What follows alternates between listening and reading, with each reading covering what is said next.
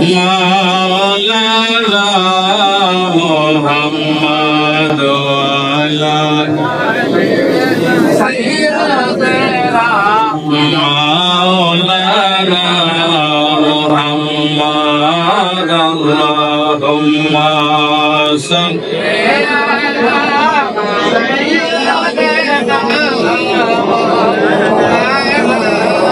মুহাম্মদ ওয়ালা আলি সাইয়্যিদানা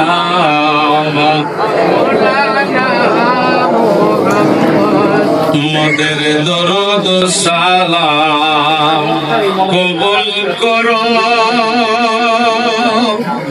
আল্লাহ নসিব করো মদিনা মোদের দরুদ সালাম কবুল করো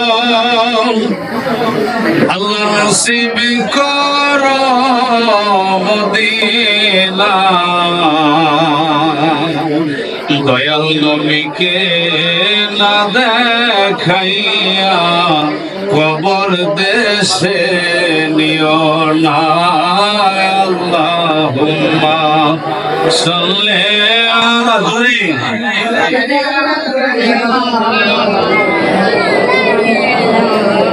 মুহাম্মদ ওয়ালা আলি সাইয়্যিদানা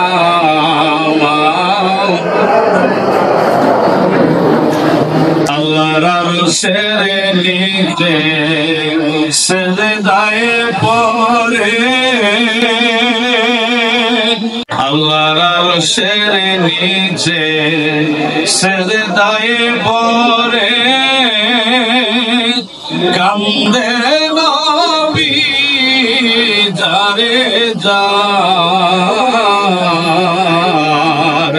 মাফ করে দাও ওগো গো আল্লাহ উম্মত আমার গুনাহগার আল্লাহুম্মা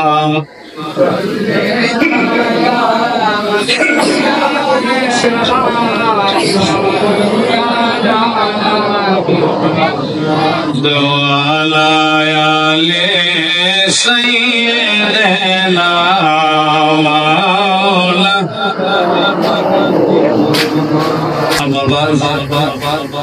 সর্বপ্রথম লাখো কোটি শুকরিয়া আদায় করছি যে মহান রব্বুল আলামিন আমাদেরকে দয়া করে মায়া করে এই আল্লাহর জান্নাতি বাগানে আসার এবং বসার তৌফিক দান করেছেন সেই জন্য শুকরিয়া দান সকলেই বলি আলহামদুলিল্লাহ। তারপরে আমার আল্লাহ বলে লাউলা কামা খলাকুল আফলাক হাবিব আপনাকে যদি সৃষ্টি না করতাম তাহলে কুল কায়নাতের কিছুই সৃষ্টি করতাম না। আমরা না চাইতো সেই নবীর উম্মত হতে পেরেছি এই জন্য শুকরিয়া আদায়ের দরকার আছে না নাই? সকলে সেই নবীর আমাদের আমরা সেই নবী পেয়েছি এই জন্য শুকরিয়া দান সকলে বলি আলহামদুলিল্লাহ। আমি লাখো কোটি দরুদ সালাম পেশ করছি ওই মদিনা ওয়ালার কদমে, আরো সালাম সকল নবীদের কদমে, কদম সে আরজ করছি তামাম বিশ্বের ওলিয়া আলিয়াদের কদমে। আজকে শাহ সুফি সৈয়দ বাকর শাহ রহমাতুল্লাহ আলাইহির 258তম মহাপবিত্র উরুস মুবারক। আমি তিনার কদমসি রাখছি এবং আজকে উপস্থিত আছেন পীরে কামেল মুর্শিদে মোকাম্মেল খাজাইনে রহমত শাহ সুফি সৈয়দ খাজা সৈয়দ মোহাম্মদ আজিম হুসাইন চিশতি আল কাদরি নকশবন্দি মুজাদ্দিদি পীর সাহেব সিদ্দিয়া পাক পঞ্চতন দরবার শরীফ মুন্সিগঞ্জ এবং আজকের প্রধান অতিথি হিসাবে অ্যাডভোকেট দেলোয়ার হোসেন সাহেব এবং আজকের প্রধান আকর্ষণ প্রফেসর ডক্টর মোহাম্মদ আহসানুল হাদি শাহ সহ আজকে প্রধান বক্তা আল্লামা সাহেব মুস্তাক আহমেদ মুজাহিদি পঞ্চতনী সাহেব সহ যিনি এখন আলোচনা করে গেলেন। আজকে এই মহতী সভার সম্মানিত সভাপতি হাজী মোহাম্মদ আবু বকর সিদ্দিক তিনি সহ আরো দুজন আজকের এই মাহফিলের মোহাম্মদ আব্দুল হান্নান শাহ আল কাদরি সাহেব সহ আমি সকলকে আবারও সালাম জানাচ্ছি। আসসালামু আলাইকুম ওয়া রাহমাতুল্লাহি ওয়া বারাকাতুহু। বিশেষ করে যে স্থানে বসেছি মরহুম হাজী মতিন সাহেবের বাড়ি, আমি তার জন্য দোয়া করি আল্লাহ পাক যেন তার কবরখানি জান্নাতের বাগান বানিয়ে দেন। আপনারা বলুন আমিন। বাবারা, ভূমিকায় সময় নেব না, কারণ রাত্র গভীর, ভূমিকায় সময় নেওয়ার মতো সময় নাই। আমরা যেখানে উপস্থিত যারা আছি, আমরা কি সবাই মুসলমান না অন্য কিছু? আচ্ছা, আমরা কারা কারা মুসলমান দুটো হাত তুলে একটু দেখাই দেন তো বাবা। নারে তাকবীর, নারে তাকবীর, নারে রিসালাত, নারে রিসালাত। হাতটা নামান বাবা। আমরা সবাই কি মুসলমান কিনা? কোরআন নাজিল হয়েছে কাদের জন্য? কাদের জন্য? আমাদের জন্যই তো, নাকি? আচ্ছা বাবারা, যদি আমরা মুসলমান হয়ে থাকি, আল্লাহ যদি আমাদেরকে সেই কোরআন মুমিনদের জন্য বা পথ প্রদর্শক পথ পাওয়ার জন্য, সুপথ পাওয়ার জন্য, সিরাতুল মুস্তাকিমে যাওয়ার জন্য তো সেই কোরআনকে আমাদেরকে পাঠাইছে, ঠিক কিনা? তাহলে সেই কোরআনকে মানা আমাদের জন্য ফরজ না নফল? ফরজ না নফল? যদি কেউ ফরজ মনে না করে তার ঈমান থাকবে? থাকবে না। তাহলে আমরা সেই কোরআনের আলোচনা একটু কিছুক্ষণ শুনবো, রাজি আসিনি আমরা? বলুন ইনশাআল্লাহ, ইনশাআল্লাহ। বাবারা, ভূমিকায় সময় নেব না, ভূমিকায় সময় নেওয়ার মতো সময় এখন না রে বাবা। সরাসরি আলোচনায় ঢুকে গেলাম। আমার আল্লাহ ডাক দিয়া কইয়া আইয়ুহাল্লাযীনা আমানুত্তাকুল্লাহা হাক্কা তুকাতিহি ওয়া লা তামুতুন্না ইল্লা ওয়া আনতুম মুসলিমুন। আল্লাহু আকবার। আমার আল্লাহ ডাক দিয়া কয়, এ বিশ্বাসীগণ, ইমানদারগণ, তোমরা পূর্ণাঙ্গ মুসলমান না হয়ে আল্লাহ বলে ইত্তাকুল্লাহ, তোমরা আল্লাহ, আমি আল্লাহকে ভয় করো। কেমন ভয় করবেন? ভয় করার মতো ভয় করতে হবে। এ বাবারা, আমার আল্লাহ বলে তোমরা মুসলমান না হইয়া কবরে এসো না। এখন বাবাজিরা গো, আমার আল্লাহ ডাক দিয়া বলে, ইয়া আইয়ুহাল্লাযীনা আমানু, আমার আল্লাহ ডাক দিয়া কয়, হে ঈমানদারগণ, হে বিশ্বাসীগণ, ইত্তাকুল্লাহ, তোমরা আমি আল্লাহকে ভয় করো। হাক্কা 100% কি কয়? মুসলমান না হইয়া কবরে এসো না। বাবা, আমি জানতে চাই আমরা কি মুসলমান না অন্য কিছু? যদি আমরা মুসলমান হই, তাহলে আমার আল্লাহ কোন মুসলমান হওয়ার জন্য বললো জানা দরকার আছে না নাই? বাবারা, আপনারা দয়া করে যিনি আলোচনা করেন তার দিকে তাকাবেন, তাতেই ভালো হবে। কেন জানেন? কারণ আলেম যারা, আমি তো আলেম না বাবা, আমি মনে করি বাংলাদেশের সবচেয়ে ছোট্ট আলেম আমি। কিন্তু বাবারা, যদিও ছোট্ট হয়ে থাকি, কিন্তু আজকে আপনারা সম্মান দিয়েছেন বিধায় আজকে আমি আপনাদের এই মুখে, এই সময়ে, এই মুহূর্তে প্রস্তাব সমতুল্য হয়ে কথা বলতেছি, ঠিক কিনা? আপনারা আমার মুরব্বী, সকলেই আমার মুরব্বী, কিন্তু এই মুহূর্তে যে আসনে বসতে দিয়েছেন, আপনারা আমাকে মন্ত্রী বানিয়ে দিয়েছেন। কিসের জন্য? বয়সের জন্য নয়। বয়সের জন্য কি বাবা? আলোচনার জন্য, ঠিকই না বাবা? না, আমি আর সামনে বাড়লাম না। বাবা কত প্রকার, আর বাবা যে আমার দয়াল নবীর শরীয়তে তার পিতা কতজন, আর কতজনের পিতা তিনি, চাইছিলাম একটু আলোচনা করার জন্য। এ বাবা সময়ের সংক্ষিপ্তর জন্য আমি একটু আগে জিজ্ঞাসা করছিলাম সময়ের কথা, বলছিল সময় আছে। যাই হোক, সময় যেহেতু নেই বলেছে, বাবারা আমি একটা অনুরোধ করবো, আপনারা মানবেন নি বাবা। আমার এই অনুরোধটা রেখে আমি ইনশাআল্লাহ মাইক ছেড়ে দিব। বাবা না, আমি জানি না কার জানে এখানে যারা উপস্থিত হয়েছেন কার জানে বাবা নাই। বাবা একটু দয়া করে হাতটা দেখাবেন বাবা, কার কার বাবা নাই? আরে বাবারা একটু হাতটা নামান, কার কার মা নাই বাবা একটু হাত তুলে দেখা দেন তো বাবা। ই আল্লাহ, আমাদের আজকের অনেকের বাবা নাই, মা নাই। আমি বাবা বিশেষ করে অনুরোধ করে বলবো, যারা মা বাবা হারিয়েছেন তার ওই মা বাবার কবরের পাশে গিয়ে দৈনিক একবার হলেও ওই মা বাবার জন্য আমার আল্লাহ রাব্বুল আলামিনের কাছে দোয়া করতে রাজি আছেন কিনা জানি না। আমরা কারো বাবা হারাইছি, কারো মা হারাইছি। এ বাবা অনেকেই আছে যাদের মা বাবা দুনিয়াতে বেঁচে আছে। আমি তোমার হাতে ধরি বাবা, তোমার পায়ে ধরি, ওই বুড়া বাপটারে কোনোদিন বুড়া বাবা কইয়া গালি দিস না, ওই বুড়া মাটারে কোনোদিন বুড়া মা কইয়া গালি দিস না। এই তাকায়া দেখো বাবা, আজকে আমি আল্লাহ আমাকে এই পর্যন্ত এনেছেন একমাত্র আমার মা বাবার দোয়ার কারণে। বাবা আমার মা বাবার দোয়ার কারণে আজকে আমি অধম, আজকে আপনাদের এই জায়গায় উপস্থিত হয়েছি। বাবা আমি অনুরোধ করব, যদি মা বাবা ভিন্নও খায়, যদি মা বাবা ভিন্নও থাকে, যদি পারেন আপনার ঘরে ভালো তরকারি পাক হলে এক বাটি তরকারি মায়ের কাছে নিয়ে পৌঁছায় দিয়ে বাবা, যদি পারেন এক বাটি তরকারি ওই মুরব্বী বাবার কাছে নিয়ে পৌঁছে দিয়ে বাবা, দেখবেন ওই বাবা ওই মা চোখের পানিটা ছেড়ে দিয়ে আপনার জন্য দোয়া করবে রে বাবা। আপনি যত নামে হতে না কেন, আপনার ওই মা বাবার দোয়ার কারণে আমার আল্লাহ রাব্বুল আলামিন আপনাকে কবুল করে দিবে। কত আল্লাহু আকবার। প্রাণের মা, মা গো আমি তোমায় ভুলতে পারি না, কত আদর ওর সমাগো বুকেতে লয়া, সে কথা মোর মনে হলে হৃদয় যায় ফাটিয়া, তোমায় পাবো পাবো বলে কান্দিতে সে যাই,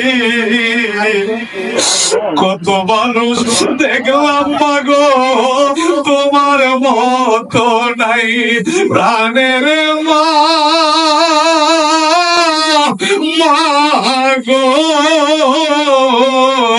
আমি তোমায় ভুলতে পারি না, কত আদর করছ পাগো বুকেতে লয়া। ও বাবা, মা বাবাকে ভুলো না বাবা, মা বাবাকে ভুলে যদি মক্কা মদিনার ইমাম সম্ভব হয়, তোমার ইবাদত আমার আল্লাহ কবুল করবে না। বাবা আমাদের প্রধান আকর্ষণ আজকে উনি অনেক বড় আলেম আমার সম্মুখে উপস্থিত হয়েছে। আমি আর সামনে পারবো না। আমি আমার কথায় ভাষায় যদি কোনো ভুল ত্রুটি হয় তাহলে আপনারা ক্ষমা দৃষ্টিতে দেখবেন, আমার জন্য দোয়া করবেন। ওমা আলাইনা ইন্নাল বালাগ। আসসালামু আলাইকুম ওয়া রাহমাতুল্লাহি ওয়া বারাকাতুহু। এই পর্যায়ে পবিত্র ওরস মোবারকে আলোচনা নিয়ে আসছেন বাংলাদেশ তরিকত পরিষদের সম্মানিত মহাসচিব ডাক্তার মোহাম্মদ শামসুল আলম চিশতি পীর সাহেব দেরগা দরবার শরীফ। হুজুরকে সংক্ষিপ্ত আলোচনা করার জন্য বিশেষভাবে অনুরোধ করা হলো।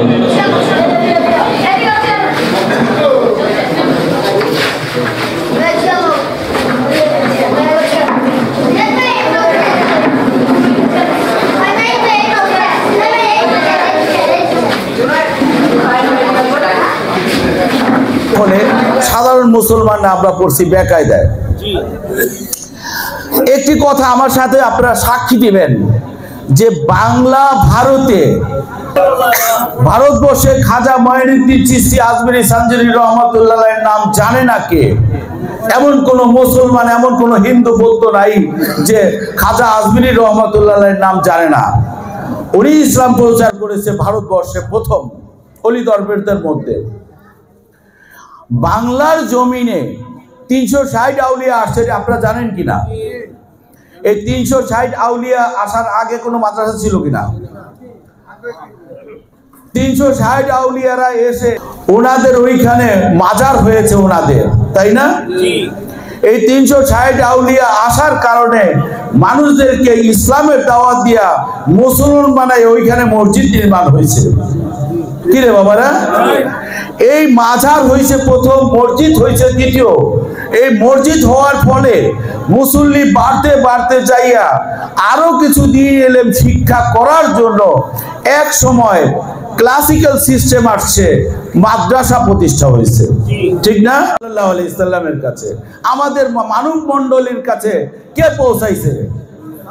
আল্লাহ রাসূল সাল্লাল্লাহু আলাইহি সাল্লাম। রাসূল আগে না কোরআন আগে? বলেন তো। মানবের মধ্যে রাসূলের আগমন আগে না কোরআন আগমন আগে? সত্য কথা না আমি বানায় বলতেছি?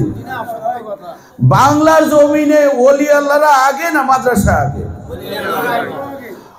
ওলি আল্লাহরা আগে না মসজিদ আগে? ওলি আল্লাহরা এসে এই খানকায় বসে, জঙ্গলে বসে, পাহাড়ের পাদদেশে বসে, আজকের জমানার মতো টাইলস করা বিল্ডিং ছিল না, আজকের জমানার মতো এসিওয়ালা মসজিদ ছিল না। ওই শাহজালাল বাবা ইয়ামিনী রহমাতুল্লাহ আলাইহি উনারে দেখেন টিলার উপরে, ওই জিন্দা শাহ কেল্লা শাহ দেখেন টিলার উপরে, ওখানে বান্দর টিলায় গেছি, ওখানে উনি বড় প্রায় 300 ফুট উপরে। আর সেই আল্লাহর ওলি ওই সময়, বর্তমানেও পর্যন্ত ওই রাস্তা দিয়ে হাঁটা যায় না, সেই জায়গার ভিতরে আল্লাহর ওলিরা এসে ইসলাম প্রচার করেছেন। সত্য না মিথ্যা? এই মাজারগুলো যদি না থাকতো, ওলিদের মাজারগুলো যদি না থাকতো, তাহলে ঐতিহাসিকভাবে আজকের প্রজন্মের কোনো পোলাপানে জানতো যে আসলে 360 আউলিয়া বলতে কি জিনিস? যেই আল্লাহর ওলিরা এই পাক ভারতে এসে, বাংলার জমিনে এসে, এই আমাদের মতো আমাদের পূর্বপুরুষদেরকে সনাতন ধর্মাবলম্বী ছিল, তাদেরকে সনাতন ধর্ম থেকে ইসলাম ধর্মে দীক্ষিত করেছে। ইসলাম ধর্মে তাদের মাজারগুলো, তাদের স্মৃতি স্মরণীগুলো, তার যেই জিয়ারতের স্থানগুলো, দর্শনের স্থানগুলো, আজকে দেখেন আজমির শরীফের মতো জায়গায়, হিন্দুস্তানের মতো জায়গায় কোনো হিন্দু যে আজমির শরীফ ভাঙতে যায় নাই। বাংলার জমিনে কোনো মাজার কোনো হিন্দু বৌদ্ধ খ্রিস্টান ভাঙতে যায় নাই। আপনাদেরকে বুঝাই দিচ্ছি, আল্লাহর রাসূল সাল্লাল্লাহু আলাইহি সাল্লামের রওজা মুবারক আছে না নাই? কোথায় আছে? মদিনা মনোয়ারায়। মদিনা মনোয়ারা কোথায়? এবার আসেন মসজিদে নববীতে। কোথায়? মসজিদে নববী কোথায়?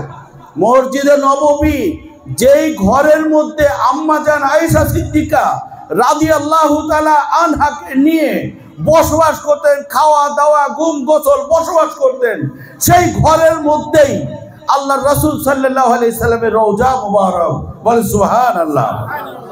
তাহলে আল্লাহর রাসূলের বাসভবনে তার রওজা মুবারক। ঘর কি ছাদ ছাড়া থাকে? বাউন্ডারি ছাড়া থাকে? আপনি ইতিহাস দেখেন, তৎকালীন যুগে মা ফাতেমা জোহরা রাদিয়াল্লাহু তাআলা আনহা ঘরটা এখনো আছে, ওই যুগের কাঁচামাটি চুন সুরকির বিল্ডিং। তাহলে আল্লাহ রাসূলের ডাকি ছাদ ছাড়া ছিল? তাহলে আল্লাহ রাসূল সাল্লাল্লাহু আলাইহি সাল্লামের রওজা মুবারক বাউন্ডারি ওয়ালের ভিতরে, ছাদের নিচে, গম্বুজের নিচে নাকি রে বাবারা? তাহলে কি মাজার শরীফ কবরের উপরে, মাজারের উপরে পাকা করা যায় না না যায়? এবার আসেন, আমরা ধরে নিলাম যে আল্লাহ রাসূল সাল্লাল্লাহু আলাইহি ওয়াসাল্লামের সম্মানের সহিত আমরা দিয়েছি, সে শেষ নবী, পেয়ারা নবী, আল্লাহর প্রিয় হাবিব, তারটা স্মৃতিচরণ দিয়েছি, আর কেউটা জায়েজ নাই। যদি আমরা এইটা ধরি, তাহলে সিদ্দিক আকবর আবু বকর সিদ্দিক রাদিয়াল্লাহু তাআলা আনহুর মাজার শরীফ কোথায় বলেন তো? এই হাজী সাহেবরা কারা হাত তুলেন, কোথায়? মদিনা মনোয়ারায়।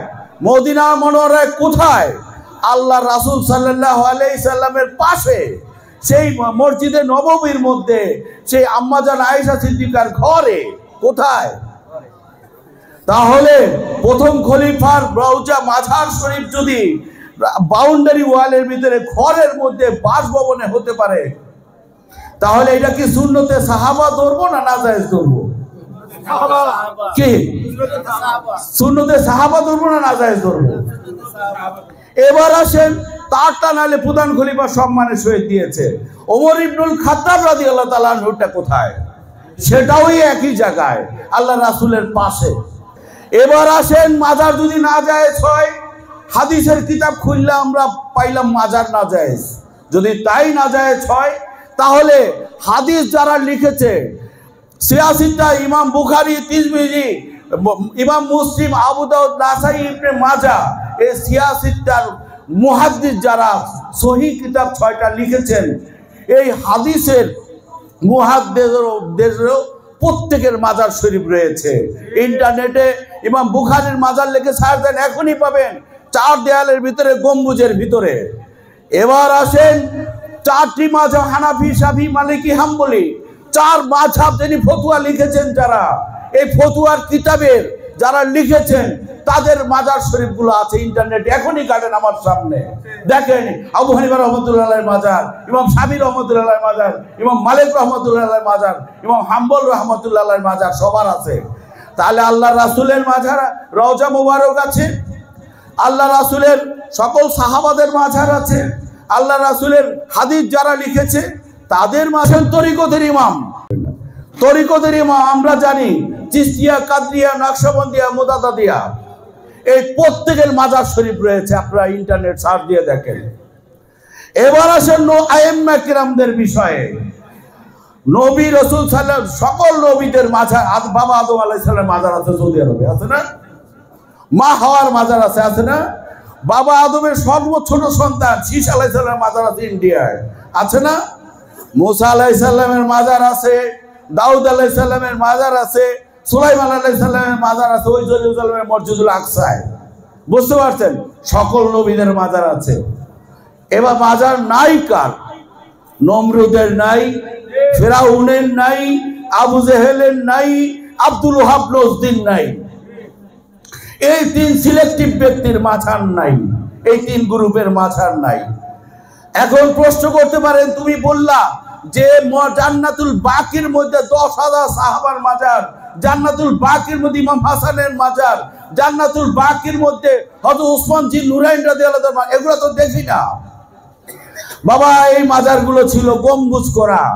1926 সালে বাদশাহ সৌদ বিন আব্দুল আজিজ, যার নামে সৌদি আরব কিংডম সৌদি আরব করা হয়, সেই 1700 খ্রিস্টাব্দে এই ইরাকে সৌদি আরবের নজদের, এই যাকে বলা হয় শয়তানের শিং, ইরাক সৌদি আরবের নজদে মোহাম্মদ বিন আব্দুল ওহাব নজদির নেতৃত্বে, নির্দেশে তারই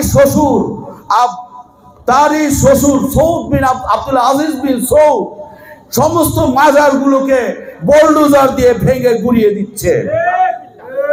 জান্নাতুল বাকির গুলো ভেঙে দিয়েছে। জান্নাতুল মুআল্লায় মা খাদিজাতুল কুবরা রাদিয়াল্লাহু তাআলা আনহার মাজার, জান্নাতুল মুআল্লায় চাচা আবু তালেবের মাজার, যাদের কাছে শিশু নবী মুহাম্মদ রাসূলুল্লাহ সাল্লাল্লাহু আলাইহি সাল্লাম লালিত পালিত হয়েছে, তাদের মাজার শরীফগুলো বোলডোজার দিয়ে ভেঙে গুড়িয়ে দিয়েছে। আজকে বাংলার জমিনে ফতোয়া আসে, সৌদি আরব থেকে ইসলাম আসছে, ওই দেশে তো মাজার নাই। আরে বাবা, মাজার তো ছিল, ভাইঙ্গা দিলে কার দোষ? কিনা মিরাজে গেছিল না? মিরাজে প্রথম স্টেশন কোথায় ছিল? মসজিদুল আকসায়। প্রথম স্টেশন কোথায়? মসজিদুল আকসায়। তো 1000 নবীর কবর এখনো আছে, তো ওটি ভাঙলো না কেন? ওই নবীকে আপনারা শুনেন নাই? আল্লাহ রাসূল কি ইমামুল মুরসালিন বলে না? মুরসালিন মানে যত প্রেরিত নবী আছে তাগো ইমাম। এই খেতাবটা কোত্থেকে আসছে? আল্লাহ রাসূল সাল্লাল্লাহু আলাইহি সাল্লাম ওই মসজিদুল আকসায় যখন গেলেন, আল্লাহ রাসূল যখন মিরাজ শরীফে যাচ্ছে, প্রথম স্টেশন হলো মসজিদুল আকসা। যেই ইসরায়েলে ফিলিস্তিনে মুসলমানরা যুদ্ধ করতেছে, সেই মসজিদুল আকসায় 1000 নবীর কবর। এইখানে যাইয়া আল্লাহ রাসূল যখন ওইখানে গেলেন, সমস্ত নবীদের রূহ মুবারক উঠে আল্লাহ রাসূল সাল্লাল্লাহু আলাইহি সাল্লামকে স্বাগত জানালেন এবং আল্লাহ রাসূল সাল্লাল্লাহু আলাইহি সাল্লাম মহান আল্লাহর দরবারে শুকরিয়া স্বরূপ তিনি 2 রাকাত নামাজ পড়লেন, তিনি ইমামতি করলেন। মুক্তাদি হলেন কারা? সমস্ত নবীরা পিছনে দাঁড়িয়ে। সেই দিন থেকে হলো ইমামুল মুরসালিন। তাই সেই নবীকে মাজারগুলো কেন ভাঙ্গা থুয়ে এলো না? মক্কা বিজয়ের পরেও তো যাই একটা গ্রুপ বানায় ভাঙ্গা থুয়ে দিতে পারতো মাজারগুলো। তো যাই হোক, মাজার ভাঙ্গা এটা সওয়াবের কিছু না। যারা ভাঙতেছে তাদেরকে আমরা সন্ত্রাসী বলি, তাদেরকে আমরা বেবুঝের দল বলি, তাদেরকে আমরা অজ্ঞ বলি, মূর্খ বলি যে আপনারা ভাঙচুর কোনো সমাধান নয়। আপনারা যদি মনে করেন যে না আপনাদের কাছে সহি কোনো ইসলাম আছে, সহি কোনো দলিল আছে, তাহলে সেগুলো নিয়ে আসেন আমাদের কাছে। আমরা যারা মাজারে যাই, দরুদ শরীফ দোয়া করি, আমরা মাজারে যাইয়া আমরা সেমা কাউলি যারা করি, আমাদের সাথে বসেন। আমাদের বড় বড় স্কলার রয়েছে, ভাঙচুর কোনো সমাধান নয়। বৈশা যদি দেখেন যে না আমাদের আকীদায় গলদ আছে, আমরা সারেন্ডার করব, আপনাদের কথা মতো চলবো, আর নাহলে আপনারা সন্ত্রাসী কর্মকাণ্ড ছেড়ে দেবেন। আমি আর আলোচনা দীর্ঘায়িত করব না, আপনারা অতিথিদের মুখে আলোচনা শুনবেন। তো আরেকবার কখনো যদি সময় হয় তাহলে কোরআন হাদিস থেকে এই ইলমে তাসাউফ বিষয়ে আলোচনা করব। আমি আমার বক্তব্য এখানেই শেষ করলাম। ওমা তৌফিকি ইল্লা বিল্লাহ। আসসালামু আলাইকুম ওয়া রাহমাতুল্লাহ। বাখর শাহ রাদিয়াল্লাহু তাআলা আনহুর 298তম মহাপবিত্র ওরস মোবারকে যারা উপস্থিত হয়েছেন, আমার ভাই ডক্টর শামসুল হক চিশতি উনি সবার সাথে পরিচয় করিয়ে দিয়েছেন। আমি আর ওই লাইনে যাচ্ছি না, যেহেতু সময় কম, মূল আলোচনায় ঢুকে যাব। ওলিয়া উলিয়া, ওলিয়া উলিয়া, ওয়ালি শব্দের অর্থ হলো বন্ধু।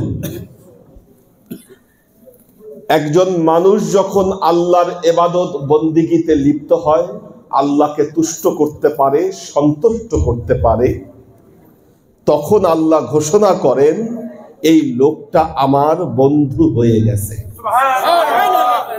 ঘোষণাটা কে করেন? আল্লাহ করেন। আচ্ছা, কোথায় বলেছেন আল্লাহ পবিত্র কোরআনে?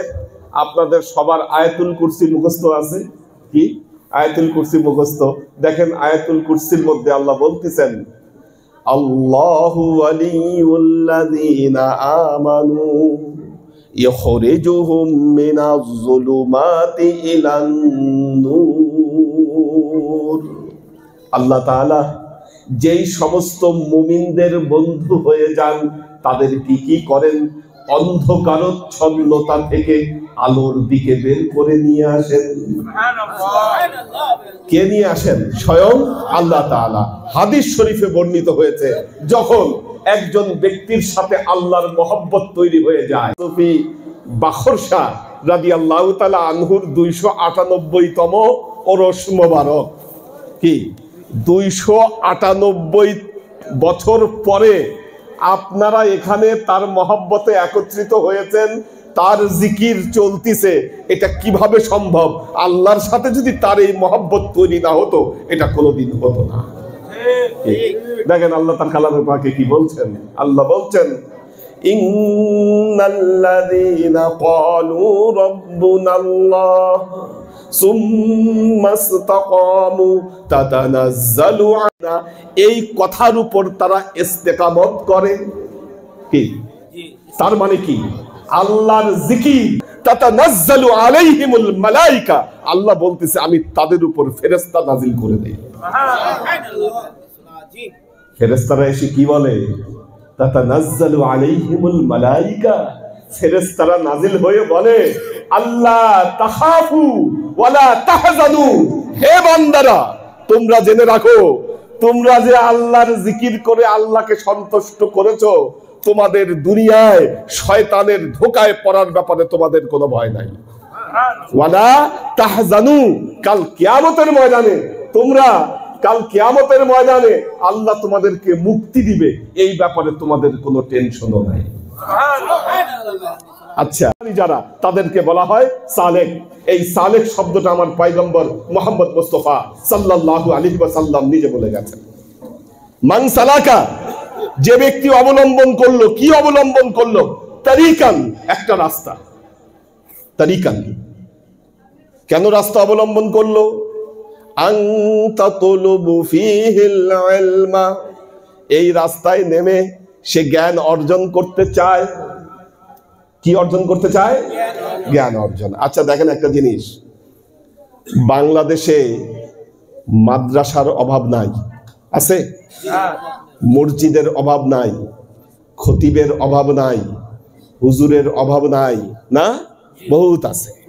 কিন্তু মনে রাখতে হবে, জ্ঞান জ্ঞান তো বহু প্রকার আছে। আমরা নবীর হাদিস বলি, তালাবুল ইলমি ফরিদাতুন আলা কুল্লি মুসলিম, জ্ঞান অর্জন করা প্রত্যেক মানুষের উপর ফরজ। এখন কথা হলো, কোন জ্ঞান? একজন ডাক্তার হয়েছে, ডাক্তারি পড়া, এটাও তো জ্ঞান। এই জ্ঞান অর্জন করা ফরজ কিনা? না, এই জ্ঞান অর্জন করা ফরজ না। ফরজ জ্ঞান আছে, ফরজ জ্ঞান অর্জন করার পর বাকি যত জ্ঞান আপনি অর্জন করবেন এগুলো নফল জ্ঞান হবে আপনার জন্য। জিব্রাইল, হাদিসে জিব্রাইলের ঘটনা হলো, জিব্রাইলে আমিন মানুষের বেশে আল্লাহর নবীর সাথে দেখা করতে আসলেন। ওই সম্পর্কের নাম, তুমি এমন ভাবে আল্লাহর ইবাদত করবে যেন তুমি আল্লাহকে দেখতেছো। যদিও তুমি আল্লাহকে দেখতে না পাও, তোমার ভেতরে এই বিশ্বাস রাখবা আল্লাহ তোমাকে দেখতেছেন। কি তার মানে? কি তিন প্রকার জ্ঞান অর্জন করা আমাদের জন্য ফরজ। ইলমাল ইসলাম, ইলমাল ঈমান, ইলমাল ইহসান। তার মানে শরীয়তের জ্ঞান, তরিকতের জ্ঞান এবং হাকিকতের জ্ঞান। যত জ্ঞান অর্জন করেন না কেন, এই তিন প্রকার জ্ঞান আপনাকে অর্জন করতেই হবে। আল্লাহর আশিক ও সালেক বৃন্দ, মনে রাখবেন, এই তিন প্রকার জ্ঞান আল্লাহ একত্রে যাদের ভেতরে একত্রিত করেছেন তারা হলো ওলিয়া আউলিয়ায়ে কেরাম। কি ওলিয়া আউলিয়া ছাড়া, ওলিয়া আউলিয়া ছাড়া এই তিন প্রকার জ্ঞান কারো ভেতরে একসাথে পাওয়া যাবে না, একসাথে পাওয়া সম্ভব না। এই জন্য যিনি মাদ্রাসার মুহতামিম, যিনি মাদ্রাসার মুহাদ্দিস, যিনি মাদ্রাসার মুফাসসির, কি তার কাছে শরীয়তের জ্ঞান পাবেন, তরিকতের জ্ঞান, মারিফতের জ্ঞান তার কাছে পাবেন না। এই দুই প্রকার জ্ঞান শিক্ষা করতে গেলে আপনাকে অবশ্যই ওলিয়া আউলিয়ার সোহবত নিতে হবে। এজন্য মাওলানা রুমির নাম শুনছেন?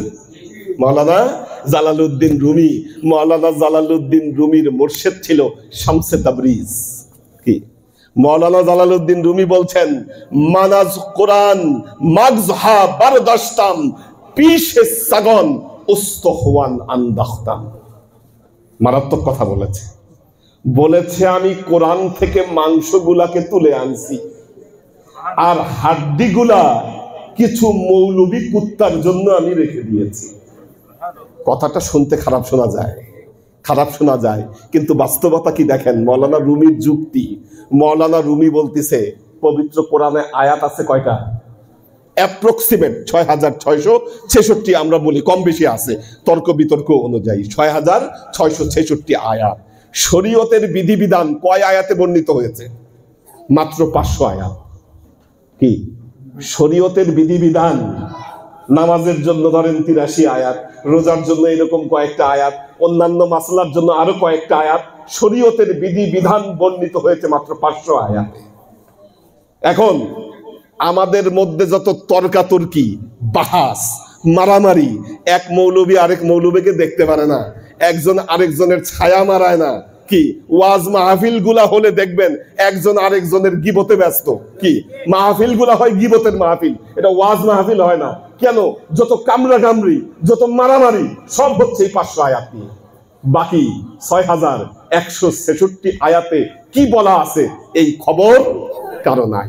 এই জন্য মাওলানা রুমি বলতেছেন, আমি কোরআন থেকে মগজগুলাকে আমার মাসনবীর মধ্যে আমি নিয়ে আসছি, আর মৌলবী কুত্তাগুলার জন্য আমি হাড্ডিগুলো আমি দিয়ে রাখছি। দেখবেন কুকুর হাড্ডি নিয়ে যেমন ঘেউ ঘেউ করে কামড়া কামড়ি করে, এরা এরকম কামড়া কামড়ি করতেছে। আর এই জন্য ওলিয়া উলিয়াদের সিনার ভেতরে ওই জ্ঞান আছে বলে ওলিয়া উলিয়াদের সোহবতে যারা থাকে তাদের মধ্যে কোনো কামড়াকামড়ি নাই, মারামারি নাই, হুড়াহুড়ি নাই, তাদের অন্তর হলো মহব্বতে পরিপূর্ণ। বা কবরের বিষয়গুলি নিয়ে ফেকরা শুরু হয়েছে ওই সময় থেকে। যখনই উসমানী খেলাফত প্রতিষ্ঠিত হয়েছে, উসমানী খেলাফতে সুলাইমান শাহর ছেলে আর্তুগোলের স্বপ্ন ছিল একটা ছোট্ট রাজ্য তৈরি করা, তার ছেলে উসমানের ছিল একটা ইসলামী রাষ্ট্র প্রতিষ্ঠা করা। এবং সে কিন্তু তখন একদিকে ছিল খ্রিস্টানদের বিশাল বাহিনী, আর ওই সময় যে আল্লাহর ওলির উপর বেস করে তারা এত বড় উসমানী খেলাফত কায়েম করছে ইবনুল আরাবি কে, আমার তথ্য ঠিক আছে তো মাওলানা সাহেবরা? ইবনুল আরাবি। এবং ওই সময় পুরা অটোমান সাম্রাজ্যে প্রচুর খানকা শরীফ ছিল, বুঝছেন, প্রচুর খানকা শরীফ ছিল। এবং এই খানকা শরীফগুলি ভাঙছে কিন্তু এই কামাল আতাতুর্ক আইসা। এবং এই যে আল সৌদের কথা একটু আগে বলে গেলেন সম্ভবত আমাদের শামসুল আলম ভাই, হ্যাঁ, এই তারা ব্রিটিশদের সাথে ষড়যন্ত্র করে এই আল সৌদ এবং তার শ্বশুর তারা মিলে সৌদি আরব দখল করছে। এটা কিন্তু আগে অটোমান সাম্রাজ্যের অধীনে ছিল, ইসলামের ইতিহাস কিন্তু তাই বলে, অটোমান সাম্রাজ্যের অধীনে ছিল। তারা ওই অধীন থেকে তারা যখন এটা দখল করছে, প্রত্যেকে যার যার একটা আইডিওলজি ওখানে প্রতিষ্ঠিত করার চেষ্টা করে। একজন ধরেন বিএনপি করে, সে তারটা চিন্তা করে, একজন আওয়ামী লীগ করে তারটা চিন্তা করে, আমি জাস্টিস এন্ড ডেভেলপমেন্ট পার্টি করে আমারটা চিন্তা করি। সো সে যখন সৌদি আরব দখল করছে, সে তার একটা আইডিওলজি ওখানে স্থাপন করার চেষ্টা করছে। চিন্তা করেন, আমাদের এই উপমহাদেশে যে ইসলাম আসছে, আমাদের উপমহাদেশে ইসলাম কিন্তু আসছে সুফিবাদের মাধ্যমে। আর সুফিবাদের মাধ্যমে না এসে যদি এইভাবে মাজার ভাঙ্গা যে আমার সাথে তার হিসাবের মিলল না, আমি তাকে পছন্দ করলাম না, এই জন্য তাকে মেরে ফেলতে হবে, তাকে পিটাইতে হবে। আচ্ছা ভাই, তার মাজার ভাঙতেছেন ভালো কথা, তার গরু ছাগল তার বাড়ির যে আসবাবপত্র জিনিসপত্র এইগুলি যে লুট করতেছেন, এটা কোন হাদিসের হিসাব? এটা তো আমার হাসে মিলতেছে না। যাই হোক, তো সুতরাং এই উপমহাদেশে ইসলাম আসছে সুফিবাদের মাধ্যমে। আমাদের দেশে 360 আউলিয়া, এমন ভারতেও খাজা মাইনুদ্দিন চিশতি রহমতুল্লাহ আলাইহি থেকে ধরে শাহজালাল, শাহপরান, এবং প্রত্যেকটা আনাচে কোনাচে হাজার হাজার আল্লাহর ওলিরা আসছেন এবং আমাদের কাছে দ্বীনের দাওয়াত দিচ্ছেন। এবং তারা তাদের আদর্শটাকে তুলে ধরার চেষ্টা করছেন, তারা কিন্তু তলোয়ার দিয়ে ইসলাম আনে না। আর তলোয়ার দিয়ে ইসলাম আনলে আজকে ভারতের মধ্যে 100 কোটি যদি মানুষ হয়, 80 কোটি অন্য ধর্মের আর 20 কোটি মুসলিম হইতো না, তাই না বিষয়টা? কারণ 850 বছর আমাদের রাজত্ব ছিল। তো একটা বিষয় খুব স্পষ্ট বলতে চাই যে আপনাদের ক্ষমতা আছে, পাওয়ার আছে, যেহেতু সময় খুব কম আমি সংক্ষিপ্তভাবে বলি, সব সময় পাওয়ারটাকে দেখানোর চেষ্টা করবেন না। আমি একজন কবির একটা শায়ের আর কি, একটা গজল, এটার ছোট্ট একটা বর্ণনা দিয়ে আমি আমার বক্তব্য শেষ করছি। আয়ে খুদা বি মিসলে হাই তো ক্যা তুমহারা শান হে, आए खुदा भी मिसले है तो क्या तुम्हारा शान है, बदशतो मिसले मिस्किन करती है तो आए हकीम फिर फकीर को चू शहंशाह क्या तुम्हारा शान है, एक कतरा गंदा पानी से मिसले पूरी सी करती हो उन्हीं पर सन लिखी है तो क्या तुम्हारा शान है। ए खुदा, तुम्हार कत बड़ो शान, तुम्हार कत बड़ो क्षमता जे तुम्हें বাদশাকে ফকির বানাও এবং ফকিরকে বাদশা বানাইতে পারো। क्या गरीब हो, क्या तवंगर हो, क्या जूर हो, क्या बेजूर, सब कहीं फनले वाला तो क्या तुम्हारा शान है, एक कतरा गंदा पानी से मिसले कूर से करते हो। একটা গান্দা পানি দিয়ে আমাকে সৃষ্টি করছে, আর এই সৃষ্টি কইরা গরিবরে ধনী বানাইছে, ধনীরে গরিব বানাইছে। এক্ষুনি বাদশা ছিল, এক্ষুনি ফকির হইছে। আমাদের দেশের পরিস্থিতি দেখেন একজন বিগত 15 বছর কি শাসন, 16 বছর ধরে শাসন করছে। আজকে দেখেন ইউনিয়ন পর্যায়ের নেতা কর্মীরা পর্যন্ত এখন কিন্তু বাসায় থাকতে পারে না। আমি কিন্তু পক্ষে বিপক্ষে বলার কথা বলছি না, এটা হচ্ছে ক্ষমতা। আজকে তাদের এই 15 বছরের ক্ষমতা কোথায় গেল? শেষ। আপনার সেই বঙ্গভবন পর্যন্ত, গণভবন পর্যন্ত ছেলেপেলেরা ভেঙে দিছে। অর্থাৎ এই বাঙ্গাটাকে আপনার মনে হয় যে ওই ছেলেদের শক্তিতে ভাঙছে? অবশ্যই না, নিশ্চয়ই আল্লাহর কোনো না কোনো ব্যাপার ছিল। সুতরাং আজকে আপনারা যারা পাওয়ার দেখানোর চেষ্টা করছেন, কার ইঙ্গিতে পাওয়ার দেখানোর চেষ্টা করছেন, এটা কিন্তু একটা দেখার বিষয়। আপনাদেরকে একটা ছোট্ট যুক্তি, যেহেতু আমি পলিটিক্যাল লিডার, আমি পলিটিক্যাল আলোচনা করবো, এটাই স্বাভাবিক। 2016 সালে বাংলাদেশে নরেন্দ্র মোদী আসছিলেন, ভারতীয় প্রধানমন্ত্রী। 2016 সালে বাংলাদেশে কি কোথাও কোনো আন্দোলন হয়েছিল? কোনো আন্দোলন হয় না। 2016 সালে কি নরেন্দ্র মোদী ফেরেশতা হয়ে গেছিল? ডেফিনেটলি না। কারণ নরেন্দ্র মোদী হয়েছে বাবরি মসজিদ ভাঙ্গা, তাই না বিষয়টা? 2022 সালে যখন নরেন্দ্র মোদী বাংলাদেশে আসছে, তখন সারা দেশে আন্দোলন শুরু হয়েছে। এর কারণটা কি? নিশ্চয়ই তখন ভারতেরই একটা ইন্ধন ছিল, রর একটা ইন্ধন ছিল যে এই হুজুররা তোমরা আন্দোলন লাগাও। কেন? এই নরেন্দ্র মোদী সে কসাই বাংলাদেশে আসতে পারবে না। 16 সালে কি সে একদম ফেরেশতা ছিল? ফেরেশতা ছিল না।